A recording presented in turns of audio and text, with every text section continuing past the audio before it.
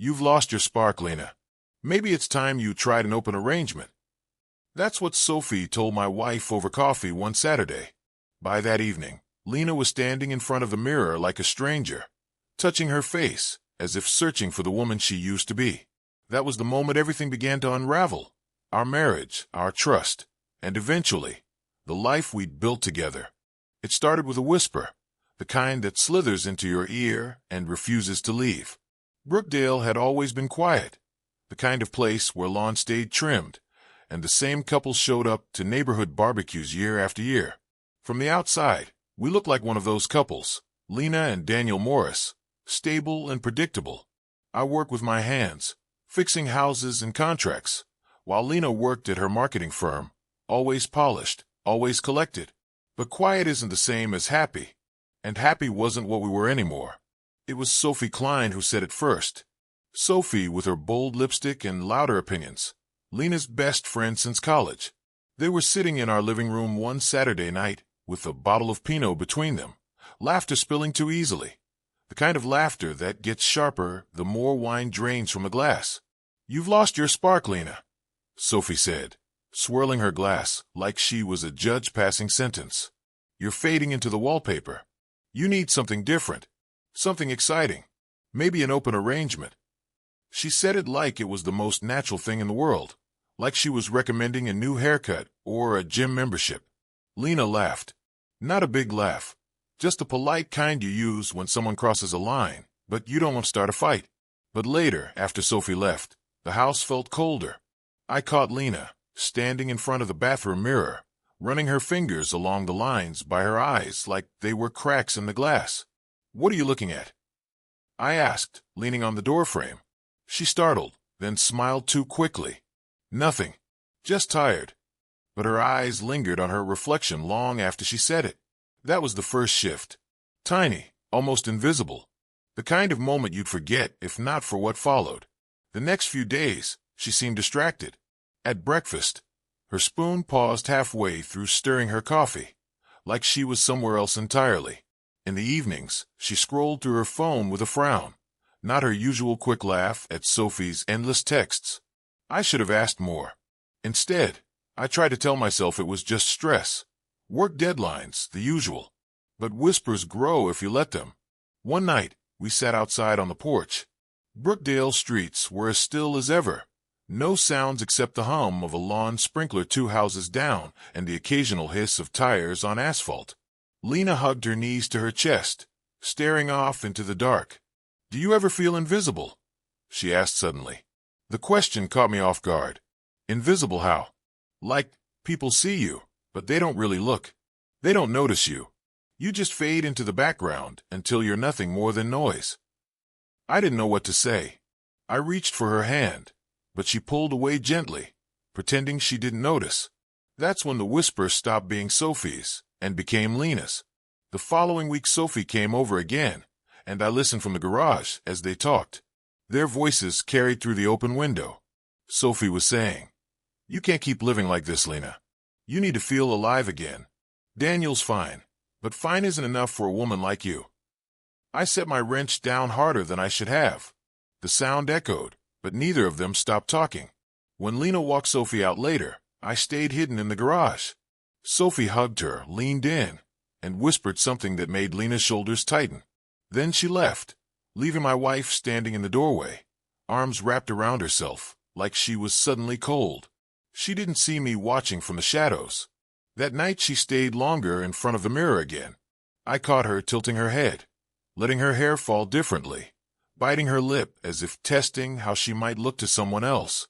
When she noticed me, she laughed nervously. "What?" "Nothing," I said, though my chest felt heavy. It wasn't nothing. It was the beginning.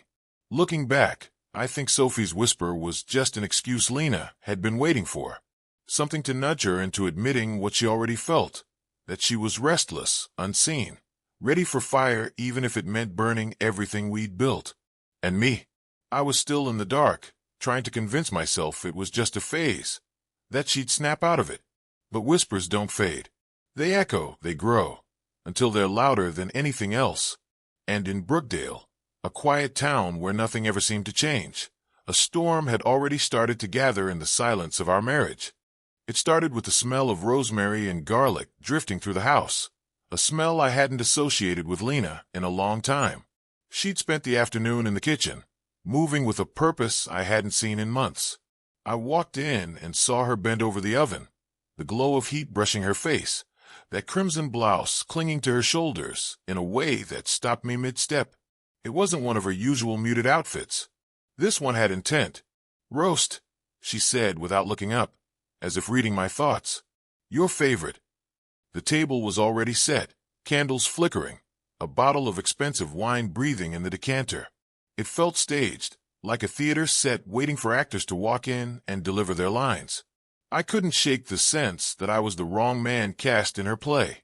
We sat across from each other, clinking glasses, with the hollow toast. The first bites were delicious, but the silence was louder than the silverware.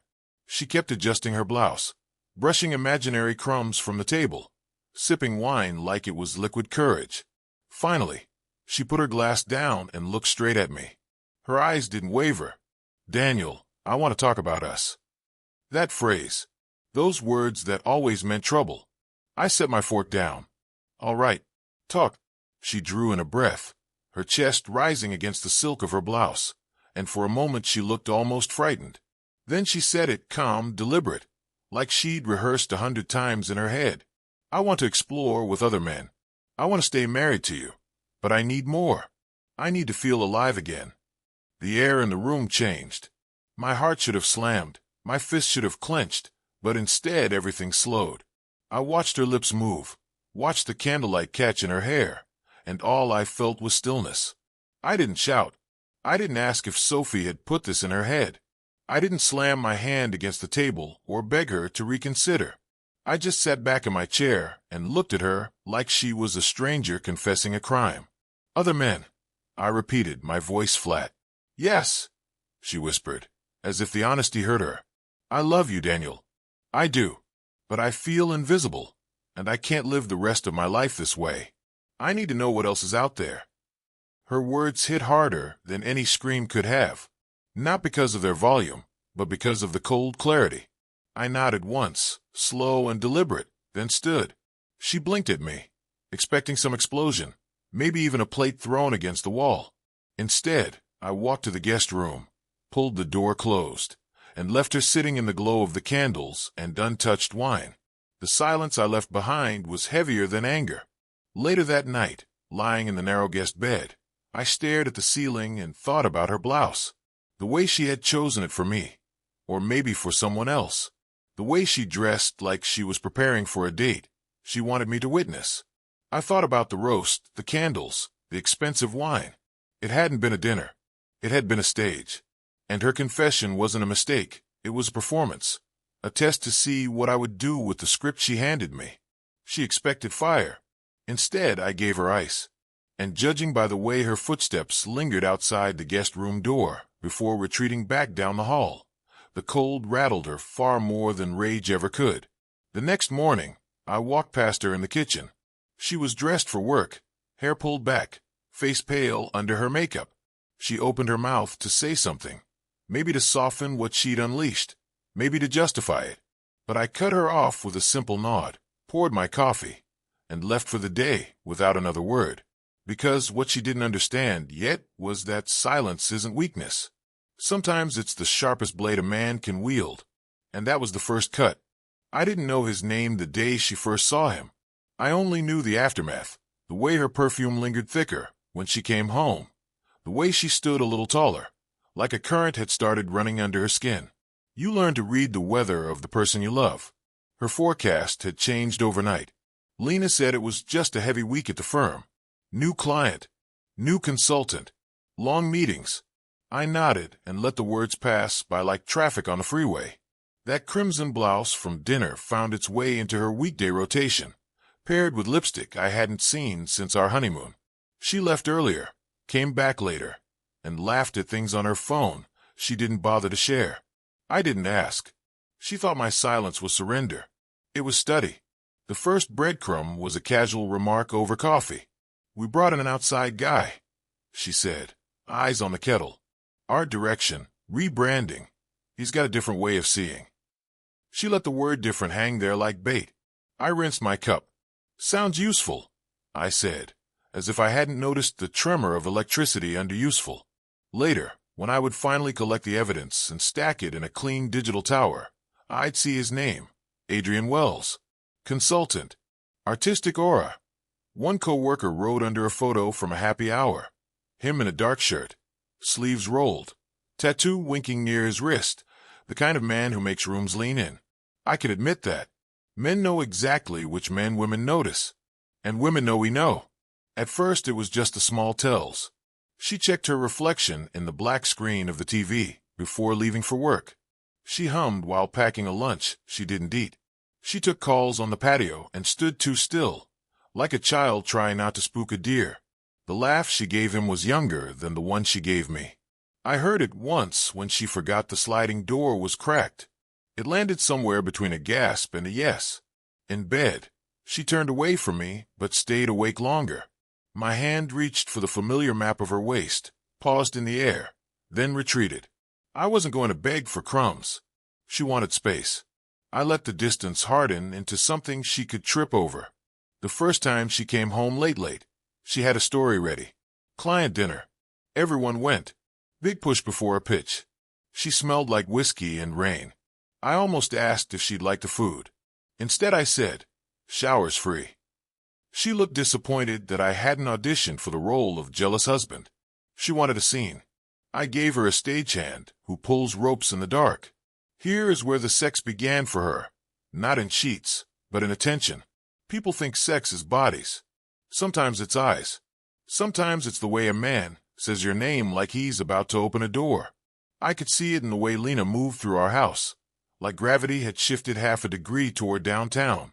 I imagined him leaning over a screen at work, pointing at a color palette, fingertips too close. I imagined him brushing her elbow, leaving a conference room, making it look accidental, but letting it linger just a heartbeat too long. She was starving for voltage. He brought a storm and a pocket charger. Sophie helped it along, of course. She always did. "You look incredible," Sophie said one Thursday, blocking me in the kitchen doorway with her praise. "Whatever you're doing, keep doing it." She flicked a glance at me as if to say, "See what happens when men don't smother." I smiled and sliced limes for a drink I didn't intend to make. By the second week, the happy hours turned into quick drinks. Quick drinks bled into the kind of messages that arrive at midnight with no vowels, just heat. I didn't read them then. Not yet. Back then, I only had Lena's face coming through the door, lit up and then carefully dimmed when she saw me, as if guilt had a dimmer switch. She was careful for 3 steps, then sloppy for 4. People in love with a new story always forget their endings. One Friday, she texted me at 6:12. "Running late, don't wait up." The courtesy of a roommate. The phone light glowed in my palm, like a small, patient sun. I put it face down on the workbench and kept sanding the handle of a chisel. Wood tells you the truth if you run your hand over it enough. So do people. I learned her new laugh. I learned the rhythm of heels that had nowhere to be except somewhere else. I learned that if I held my breath when she walked in, I could smell unfamiliar cologne under her perfume. Spice and citrus. Expensive. Men like him never sweat. The first time they met at a hotel, I didn't know. I knew only the aftermath. Hair looser, lips bitten. The way she moved around me like the air had edges. She stood at the sink brushing her teeth and watched me in the mirror as if I might shatter. I met her eyes and said goodnight. She wanted punishment. I gave her mercy and watched it feel like punishment anyway.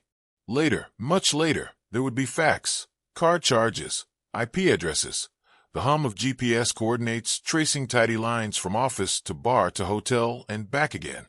There would be photos from a lobby camera I didn't have to ask for because corporations sell security by the pound. There would be a red dress hanging in her closet with a receipt time-stamped 2 hours before a strategy session. But in that first step into fire, all I had were shadows that warmed the room. People say affairs are about sex, and sure, there was sex. Hungry, affirming. The kind that writes over fear like a new coat of paint. But what she really wanted was to feel undeniable. Adrian looked at her like she was a headline. I had stopped clapping at the previews. That's on me. That's on us. I can hold two truths in the same hand without crushing either. Still, truth has teeth. Once she crossed whatever line she'd been towing, Lena came home with a glow that she mistook for freedom. She sat closer to me on the couch one night, almost tender, as if the heat she'd borrowed could warm us too. "You okay?" she asked, misreading my calm. "You've been distant." I took a breath slow enough to hear it. "I'm giving you what you asked for," I said. Space. Her jaw worked like she was chewing something she didn't want to swallow. That weekend she told me she needed to clear her head and met Sophie for brunch. I watched her drive away from the garage doorway and told myself a simple sentence I would return to again and again. Let the story tell on itself. It always does. The next morning, her blouse from dinner reappeared with a subtle change. One extra button open, a small red flag pretending to be an accident. She kissed my cheek, quick, friendly, like we were colleagues, and left a print of cherry on my skin. For a second, a very human part of me wanted to grab her wrist and say stay. Another part, colder and more honest, wanted to see how far fire could run before it realized water has been waiting at the end the whole time. So I kept still. I kept quiet. And somewhere in the city, under a hotel's polite lighting, a man with an artistic aura whispered my wife's name like a promise, while I cataloged the way our house sounded when she wasn't in it. Silence can be a ledger. I had started to balance ours. She thought my silence meant surrender. That was her first mistake. Lena started moving through our house like a thief who believed the guard dog had gone blind. She came home later, showered longer, and hummed softly when she thought I was out of earshot. But I wasn't deaf, and I wasn't blind. I was watching, listening, recording. The garage became my sanctuary. To her, I was fixing tools, some endless tinkering to keep my hands busy. In truth, I was building something far sharper than any blade a ledger. Every message she sent, every call she made, every location ping, I captured them all. I didn't rage, I archived. I didn't shout, I filed. Stillness has its uses. People mistake it for weakness, but stillness is patience sharpened to a knife's edge. One night, I heard her heels clicking down the hallway, stopping outside the garage. The door creaked an inch. She lingered, then shut it again without stepping inside. She couldn't bring herself to ask what I was doing. Maybe she feared the answer. I cataloged everything. Hotel receipts tucked into the recycling. Lipstick-stained napkins she shoved into her bag too hastily. Even the shifts in her tone when she said goodnight. On paper, her life looked like a puzzle. On my screen, it assembled into something undeniable. She tried to convince herself my silence was proof of apathy. At dinner, she tested me with half-truths about late meetings and urgent clients. I nodded, chewed, and filed another record. Sometimes she searched my face, desperate for jealousy, for anger. What she saw instead was still water. She didn't realize still water can drown you just as surely as waves. The night stretched long. I'd sit in the garage with a single lamp overhead, scrolling through copycat logs, watching the time-stamps match her absences down to the minute. When her car pulled out of the driveway, I logged it. When her texts buzzed against the countertop while she showered, I mirrored them to my hidden archive. Every secret she thought was hers alone was already mine. I imagined her with him, Adrian, his hand brushing her hair back, his lips finding the hollow of her neck, the kind of worship she'd stopped seeking from me. The thought should have gutted me. Instead, it fueled the quiet machinery of my resolve. One Saturday evening, she slipped into the bedroom in a dress I hadn't seen before. Low-cut black, meant for dim hotel lighting. "Meeting Sophie," she said casually, not even trying for sincerity. I only nodded, eyes never leaving the book in my hands. She wanted a performance. I gave her stillness. From the window, I watched her car taillights fade into Brookdale's quiet streets. My reflection in the glass was expressionless, almost unrecognizable. She thought I was too weak to confront her. The truth was, I was letting her build her own rope, strand by strand, and when the time came, I'd be ready to pull it tight. At first, it was just the whispers. Offices are full of them. Snickers over someone's divorce, raised eyebrows at a promotion, sly comments about who stays late and with whom. Lena had worked at her firm long enough to know gossip was currency. But this was different. This time, she was the subject. It began with glances that lasted a second too long. Conversations paused when she walked into the break room. Once, while pouring coffee, she caught two interns pretending to study their phones, while their reflection in the stainless steel pot betrayed smirks aimed at her. Then came the sticky note. Bright yellow, stuck to her laptop when she returned from lunch. Only 3 words, printed in block letters. Someone is watching. Her pulse jumped. She scanned the office, but no one looked guilty. Just the hum of keyboards, the buzz of the air conditioning. She stuffed the note into her pocket, convinced herself it was some juvenile prank, and forced her hands back to work. That evening, she vented to Sophie. "It's paranoia," Sophie said with a scoff, glass of wine in hand. "They're jealous. You're glowing again, and people notice. Ignore it." But Lena couldn't ignore it. Not after what she found next. She was at home, working late on her laptop, scrolling through presentation slides, when she noticed a folder tucked beneath her usual directories. It wasn't labeled with a client's name. Instead, it was titled simply Records. Curiosity gnawed at her.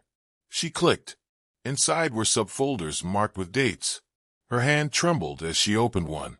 Screenshots appeared, her text messages with Adrian, exact replicas down to the punctuation. Chat logs she thought were private, pulled straight from her phone.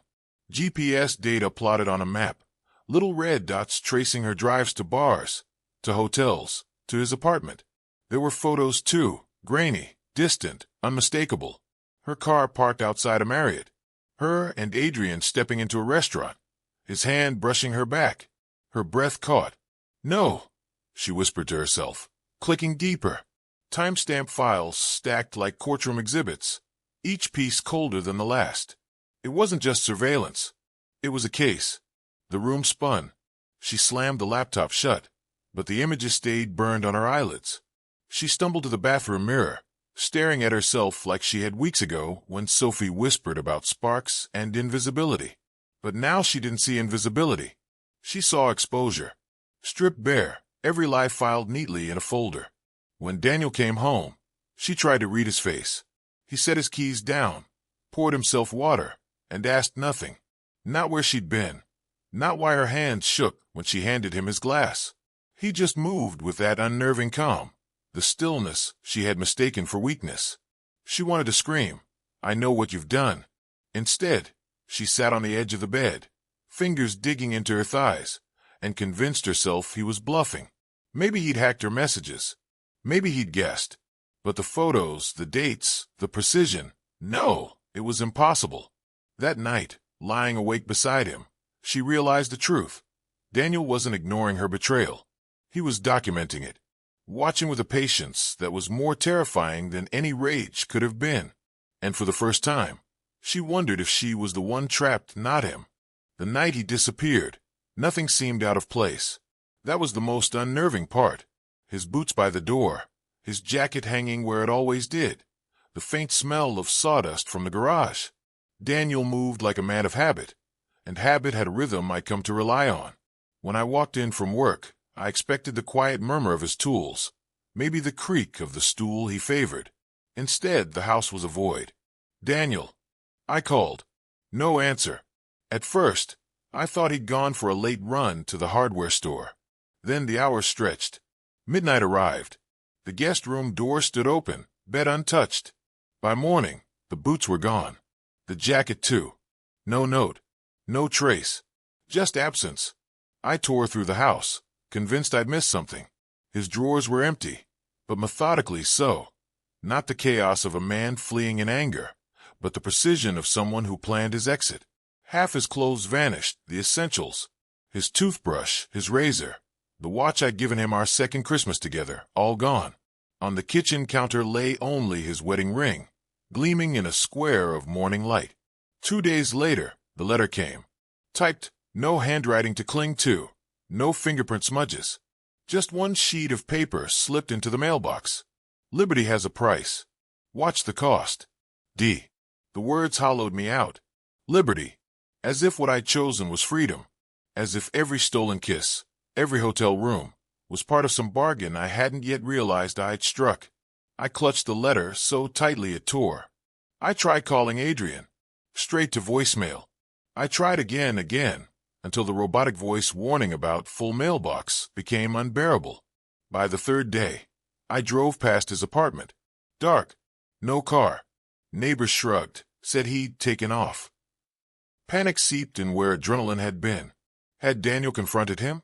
Was he gone because Daniel scared him off? Or worse? My answer came not from Adrian, but from the police. 2 officers at my door, calm and polite, informing me Daniel had filed for separation. Assets moved. Accounts drained into places I couldn't reach. My credit card declined that evening at the grocery store. The trap had been invisible until it snapped shut. I sat on the bedroom floor, surrounded by the remnants of what used to be ours. My reflection in the mirror was unrecognizable, mascara smudged, blouse wrinkled, hair knotted. I whispered his name like a prayer and got silence in return. I thought back to the folders, the evidence, the way he'd cataloged my life with surgical patience. None of it was rage. It was preparation. And now, with his boots gone and his letter in my trembling hands, I realized the truth. Daniel hadn't just left me. He'd erased me from his life, leaving me to face the weight of my so-called liberty alone. The vanishing wasn't abandonment. It was judgment, and I had sentenced myself. It happened on a Tuesday. Tuesdays were supposed to be safe. Nothing dramatic ever broke on a Tuesday. I'd been running late that morning, hair pulled into a messy bun, nerves raw from Adrian's silence and Daniel's vanishing. By the time I got to the office, whispers were already blooming like weeds. I thought it was more of the same, the little rumors that had been shadowing me for weeks. But then I saw the chat notification flashing red at the corner of my screen. Our company's internal group chat, hundreds of employees logged in at all times, was alive with reactions. Some horrified, some mocking, some gleeful. And there it was. A video. Grainy but unmistakable. Me and Adrian, tangled together in a hotel bed, his hand sliding across my body, my face lit by the soft lamp beside us. Someone had clipped it perfectly. 10 seconds of betrayal looped endlessly. My stomach dropped as if the floor had given way. I slammed the window closed, but it was too late. By the time I stood up, people were already peeking over their cubicles, eyes darting away when I caught them. My phone buzzed in my pocket. Sophie. Ignore it, her text read. It'll blow over. But it didn't blow over. It spread like fire in dry grass. By lunch, everyone had seen it. By mid-afternoon, it had leaked outside the company, on forums, on Twitter. My name became a trending punchline. Then came HR. They didn't shout. They didn't accuse. They simply set a thick file on the table between us. Screenshots, emails, GPS data matched against my timesheets, building entry logs stamped with exact hours that lined up with Daniel's records. It wasn't just a file. It was a coffin, and I was already inside. Do you deny this? The director asked. My throat closed.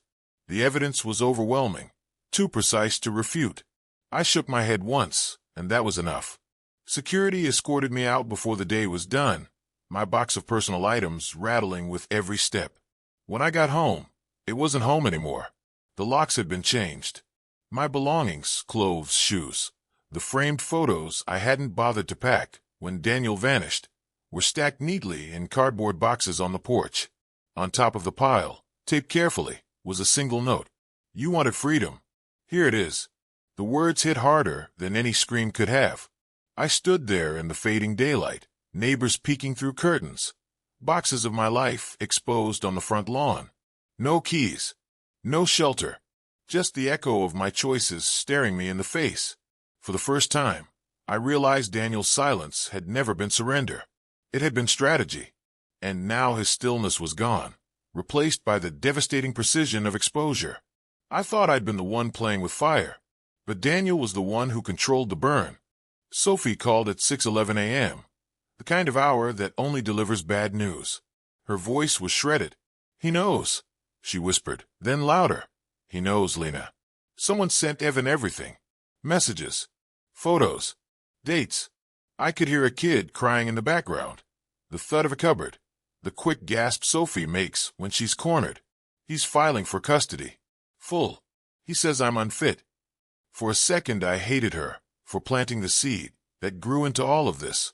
Then I heard her son ask if he still had to go to school, as if custody was a fever you could sleep off. And the hatred drained into something heavier. Come over, I said. Now. She arrived with sunglasses and a sweatshirt pulled low like a disguise, knuckles white around the steering wheel. She was shaking so hard the keys chattered in her hand. The screenshots she showed me were brutal. Hotel receipts synced to calendar entries, Uber trips, a collage of her laughing in polished lobby glass, where Evan could be reflected behind the camera. Except it wasn't Evan. Someone had arranged the images on a single page, like an advertisement for self-destruction. Who would do this? She demanded, though we both knew the answer. Her breath hitched. He said the kids will live somewhere stable. Somewhere moral. That word landed like a slap. Moral. I wanted to tell her there was still a path out, that contrition could soften a judge, that marriages had walked back from darker cliffs. The truth tasted like copper. Daniel had decided this story's ending months ago. Her phone rang, Evan's attorney. She ignored it and asked if I had coffee. We drank in silence, two women who'd mistaken matches for stars. By noon, my turn came. A woman with a cool voice and perfect grammar introduced herself at my door as Adriana Wells. For a heartbeat, I thought she'd said Adrian, and the floor tilted. Then she held up a ringed hand and looked past me into the gutted living room of my rented month-to-month. I'm his wife, she said. Still. For the moment. We sat at my table, a salvaged slab of wood with a corner missing. She placed a manila envelope on top of it and slid it toward me like a dealer. Inside were prints of Adrian and me leaving elevators, entering cars, one frame where his fingertips hooked the waistband of my dress in a way that made my skin remember heat. He swore it was casual, she said, her voice steady, almost gentle, then told me it started after he filed. Your husband's file says otherwise. I didn't know, I said, about you. It was true, and it was useless. She tilted her head, studying me like a brand she might buy on clearance. You're not the first flash he's mistaken for lightning, she said finally. But you're the first whose husband kept a better archive than a private investigator. She stood, palms flat on the table. I'm divorcing him. If your name appears in our filings, consider it a courtesy. At the door she paused. For what it's worth, I don't think you're a villain. I think you're lonely. That doesn't make the wreckage smaller. When she left, the room felt colder. I pressed my thumb to the photo where Adrian's mouth grazed my shoulder and felt my own body betray me with memory. The way my hips had answered him, the surge that drowned out sense. Sex had been the spark, attention the accelerant. Love, if it ever existed there, was a rumor we both agreed not to verify. The court date arrived like weather. Family division, a gray courtroom that smelled faintly of paper and old coffee. Daniel was stone at one table, his attorney a clean blade beside him. I took my seat with a public defender who'd met me yesterday and called me Ms. Morris, like the title still fit. A clerk read a docket. Pen scratched. Somewhere a copier coughed. His attorney stood and spoke in calm, surgical sentences: abandonment, dissipation of marital assets, reputational harm, breach of fiduciary duty within the marriage. She never said whore. She didn't need to. She laid out my movements like coordinates on a map and let the judge color in the terrain. Each exhibit landed with the slow, steady weight of rain filling a bucket. I had nothing to throw over my head except shame. My attorney tried to thread a needle out of thin air. Long-standing marital dissatisfaction, provocation by emotional neglect, a plea for mediation. Her voice trembled only once. The judge didn't look cruel. He looked tired, which felt worse. Daniel didn't flinch while the photographs were marked and my messages were read. When the judge asked if he wanted to make a statement before ruling on the preliminary orders, Daniel rose, buttoned his jacket, and faced the bench without glancing at me. She didn't cheat on me, he said, voice even, carrying. She abandoned the marriage. It was so simple, so mathematically clean. The sentence sliced through every excuse I'd rehearsed. I felt it cut, and then keep cutting, all the way down to the vows I treated like background noise. The orders hit like a tide. Temporary spousal support denied pending further review. Possession of the house to Daniel. Access to joint accounts already frozen. Discovery to proceed on an expedited timeline due to evidence preservation concerns. My phone vibrated on the table with notifications I couldn't open anymore. Outside, the sky had gone a flat, featureless white. I signed forms with a loaner pen that left ink on my fingers like a stain I couldn't wash off. Sophie texted from the corridor. He filed an emergency hearing. Evan did. I might lose them weekly. Lena, what do I do? I typed and erased 3 replies before turning the phone face down. Clean pain has an order. Shock, rage, bargaining, grief. I was stuck in the part where every breath costs extra. On the steps, reporters hovered for a story that would trend for an hour and vanish. Daniel walked past them without a word.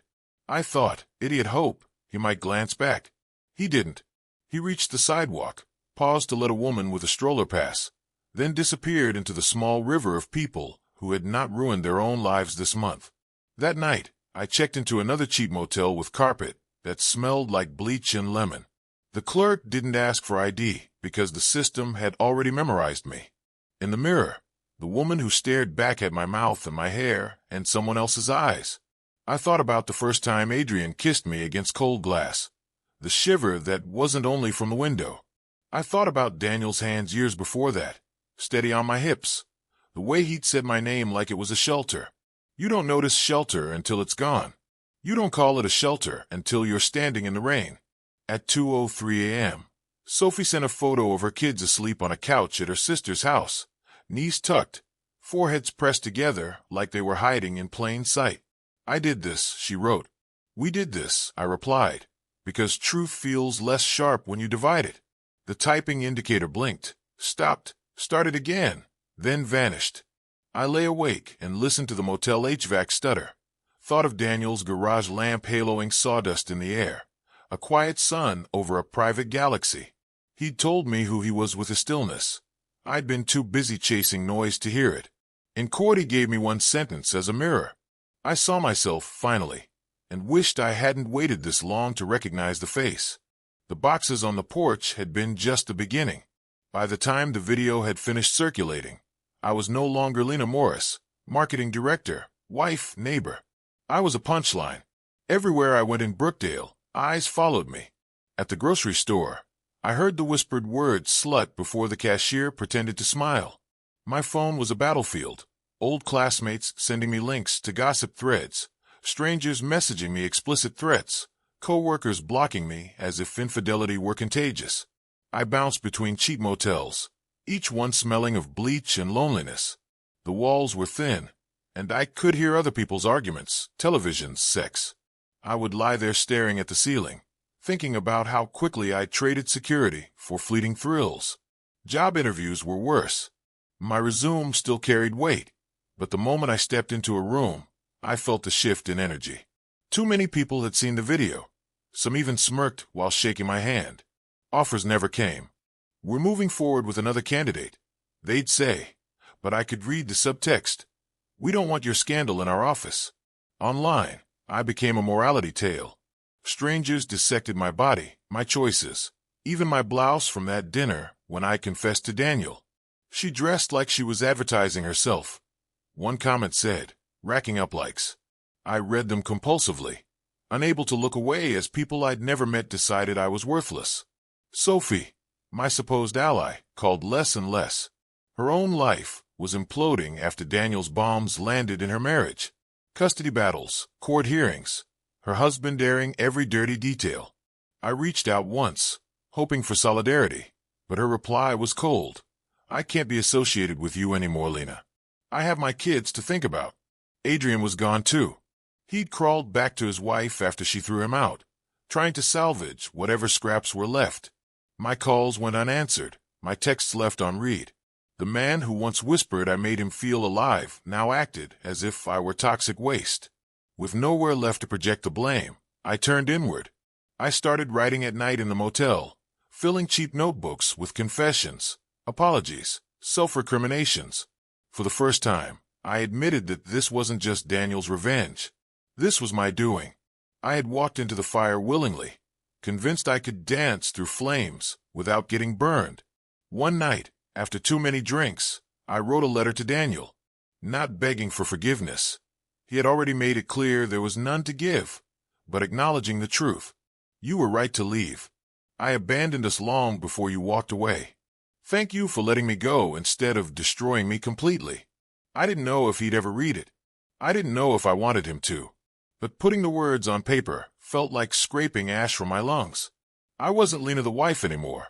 I wasn't Lena the marketer.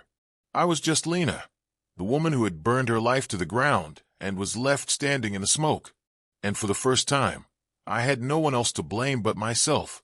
The first time I saw him again, the sky had been holding its breath all afternoon.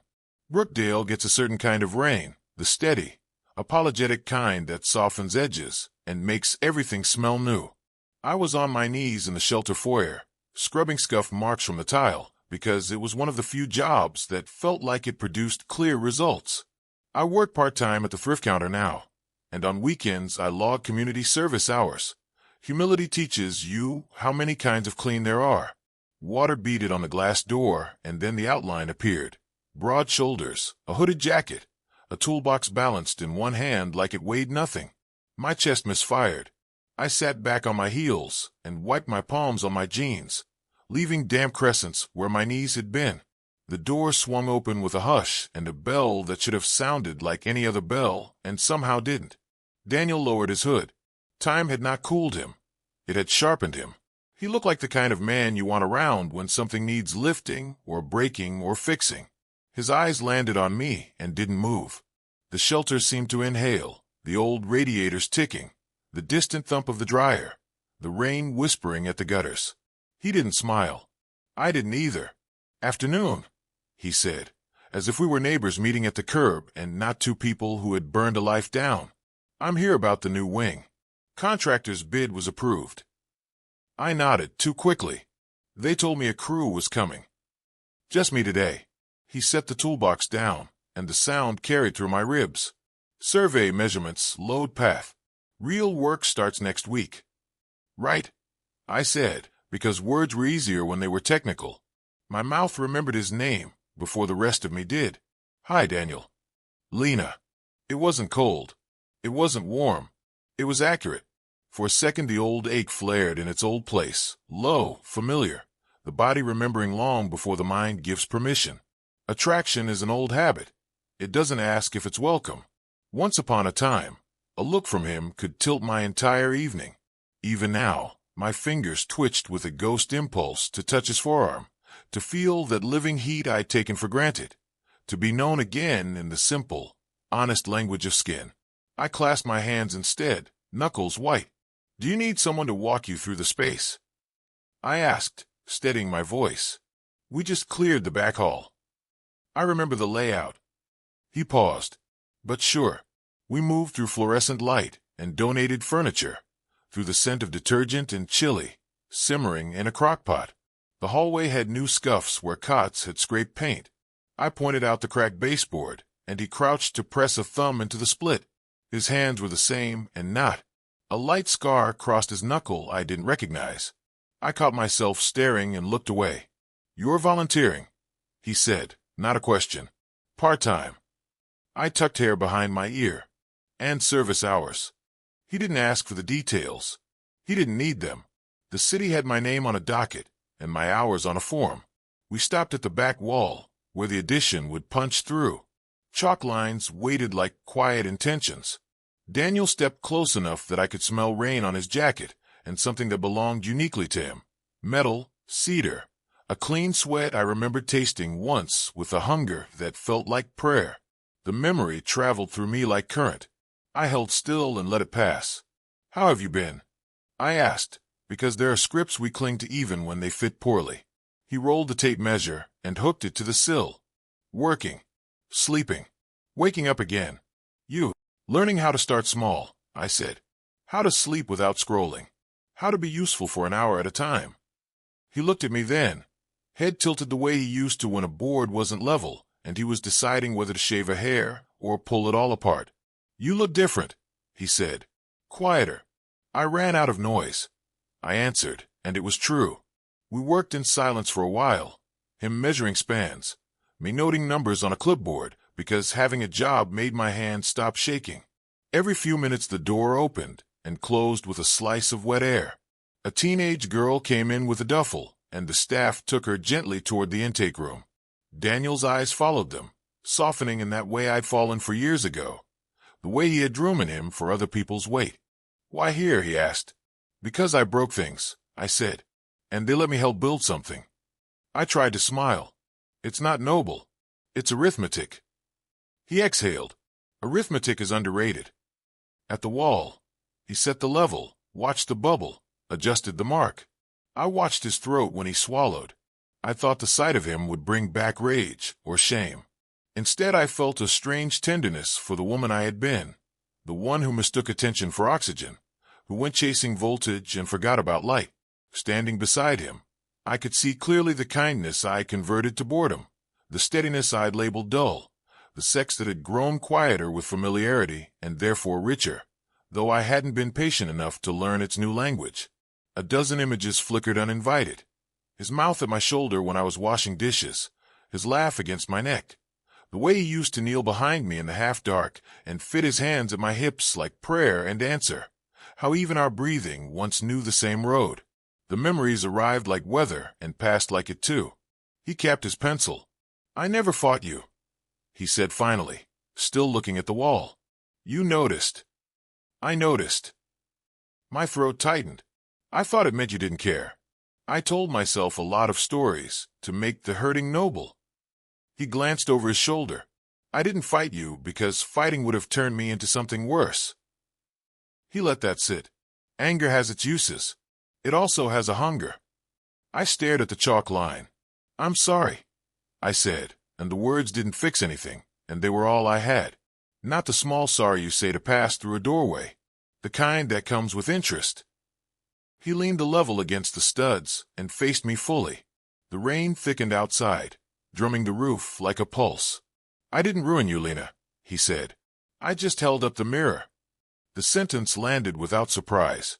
If there had been a script to write for this moment, it would have that line in it. It was not cruel. It was accurate. I nodded, blinking hard. "I know," I said. I finally looked. We stood too close then, both of us feeling it, a tide tugging our bones. There was a world where I would have stepped into him and said, "Let's try again," and he would have caught me because his reflex is to catch falling things. There was a world where he would have pulled me tight and found that old heat, and for a few minutes our bodies would have remembered what our better selves had promised to forget. The wanting was there, clean, astonishingly alive, but something gentler rose to meet it, a respect that had not existed the last time we touched.